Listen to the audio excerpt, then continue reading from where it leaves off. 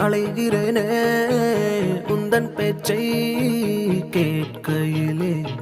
குழந்தை போலே தவழ்கிறேனே உந்தன் பார்வை தீண்டையிலே தொலையாமல் தொலைந்தேனே